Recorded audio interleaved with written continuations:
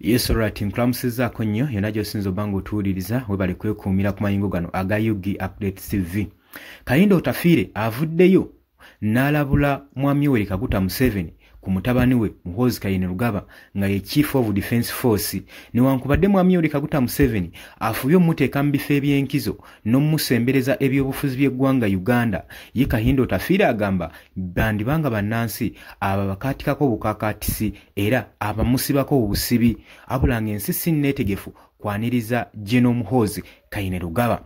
Minister of Internal Affairs General Kayindo Otafiire nazirwanako era nga ali mu retirement agenda maaso n'okubanga annyonnyola ku interview okusinziira ye ku bintu nga wabiraba n'obulungi bw'eggwanga singa bunaabeerawo. Agenda maaso n'okubanga alabula Mwami Yoweri Kaguta Museveni ku Muhoozi Kainerugaba. Agamba empisa za Muhoozi Kainerugaba Mwami Yoweri Kaguta Museveni si ggwe alina okuzitusalawo oba ozikaakaatika ku bannayuganda. Leka bannayuganda basalewo ku kyekituufu. Agamba sindika Muhoozi eri mu bantu bannayuganda basobole okubanga bamujajinga, wabula tokozesa ffeemu eno olw'okubanga mutabani wa mukulembeze wa ggwanga olyoka omuyingize mu byobufuzi by'eggwanga Uganda. Ye Kayindo Otafiire agamba nti kyandisaanidde ku pulojekiti Muhoozi eno egenda maaso n'okubanga ekolebwa Mwami Yoweri Kaguta Museveni ng'agezaako okukakaatika ku bannayuganda mutabani we. Agamba Muhoozi leka ayingire mu bannansi nga ye ng'akozesa amagezi ge n'obwongo bwe kwegamba ne ability ye, bannansi basobole omujajinga nti oba anaasobola obbakulembera oba taasobole kubakulembera. Agamba wabula eno endowooza eri mu nnyumba eno mu First Family nga balowooza nti nno obukulembeze bw'eggwanga Uganda bulina kubeera ku nsikirano, bulina kutambuzibwa ku nsikirano, nti Mwami Yoweri Kaguta Museveni wanaakivaamu akiwe mutabani we akikwatemu, ne mutabani we wanaakivaamu omutabani omulala ajja kujja akikwatemu. Agamba nti abajja kuba bafuuse basulutaani batalabangako mu ggwanga lino. Agamba obukulembeze bw'eggwanga Uganda tebutambulira ku nsikirano, wabula kiba kittattana demokulasiya ow'eggwanga Uganda. Era ng'agamba bwe tunaanyweza demokulasiya mu ggwanga lyattu Uganda tulina okimanya nti nno ebyobufuzi tebitambulira ku nsikirano era tebutambulira na ku nnyumba, ekyo mulina okimanya.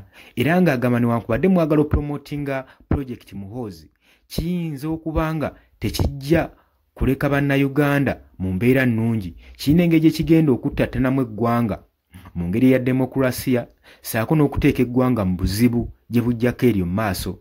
Ye agenda mu maaso n'okugamba nti ye ng'abaana be yabagamba teri gwagenda promotinga kuleeta mu byabufuzi ng'asinziira ku linnya lye. Omwana yenna n'ayagala okuyingira ebyobufuzi ayina kujja nga ye, ayina kulaga effort, ayina kussaamu maanyi na kumatiza ggwanga nti asaanidde era bamulabemu obubonero bw'obukulembeze, so si kukozesa linnya lye platform gy'aliko aleete abaana be bayingire ebyobufuzi. Agamba ekyo Mwami Yoweri Kaguta Museveni yandibadde akirabira ku ye n'agenda mu maaso n'okumentalinga mutabani we, n'aggyayo ddala Muhoozi omutuufu gwatasibye katambaala gwatasiize kazigo n'amukuba mu bannayuganda. Bo ne bamweramulira oba ddala alina obusobozi okufuuka omukulembeze oba talina busobozi bufuuka mukulembeze, bamujajinge. Oli ku Yugi Updates TV kusinzira wanga otuwuliriza gwatannatweyungako nkutegeeza kirira wansi waliwo ekigambo subscribe okikoneko obeere ng'otweyungako. Abali emitala w'amayanja nammwe mbanirizaako nnyo, mwebale kwekuumira ku Yugi Updates TV, mukola kyamaanyi nnyo. Kakati minisita ono wa Internal Affairs General Kayindo Otafiire bino abyogedde oluvannyuma lwa Mwami Yoweri Kaguta Museveni okuteekawo embeera zonna eri bannayuganda eziraga nti nno yandibanga ayagala kusikiza Muhoozi Kainerugaba mutabani we entebe y'obukulembeze. Ate ng'agamba nti eno engeri ey'okuteekawo omukulembeze si nnungi eri eggwanga, lwa nsonga egenda kyankalanya bingi nnyo. System z'eggwanga egenda kuba ezikyankalanya demokulasiya saako n'okutattana constitution. Bagamba nti ebyobufuzi tebirina kujja na bitiibwa na maanyi ge muyina mu byobufuzi bw'eggwanga olw'okubanga muli bakulembeze. Agamba ebyobufuzi by'eggwanga binatambulira ku principles na ku demokrasiya mu ngeri y'okuba akalulu.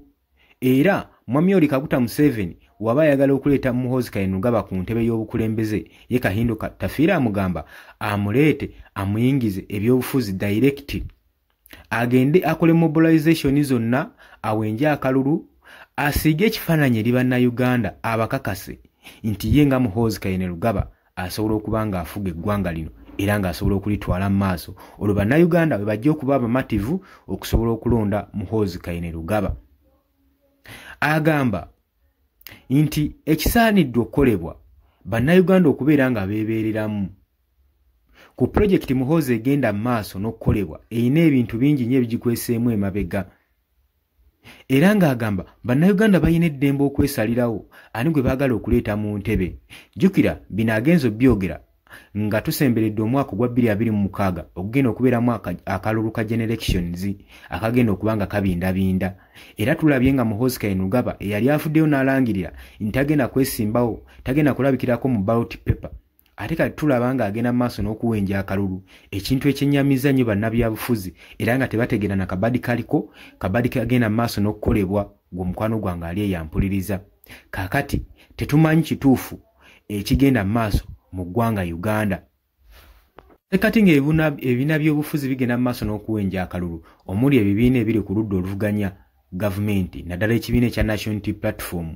Kino nno nga kye kisinza okubeera ku buzibu ne gavumenti eno eri mu buyinza, olw'ensonga nti nno waliwo embirane n'okusikangana omugwa wakati w'ekibiina kino ekya National Unity Platform saako n'ekibiina ekya National Resistance Movement, nga ekibiina ekya National Resistance Movement kikozesa enkizo gye kiyina mu gavumenti okusobola okulaba nga kiteekawo resistant ku kibiina kino ekya National Unity Platform obutagenda mu maaso naku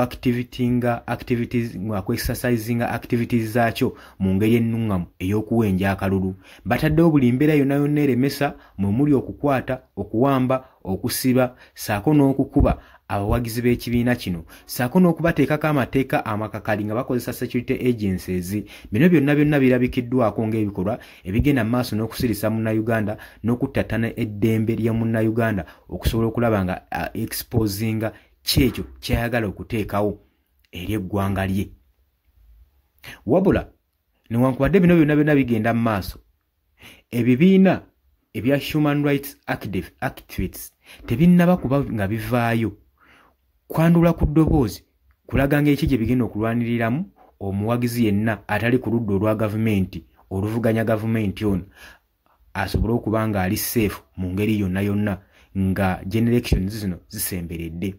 Oli ku Yugi Updates TV nyongera okujjukiza gwe atannatweyungako kirira wansi waliwo ekigambo subscribe kikoneko ojja kuba nga osobola bulungi nnyo otweyungako ddala bulungi nnyo. Abali emitala w'amayanja mbatumiddeko, osobola okujja mu comment section n'oteekayo endowooza yo.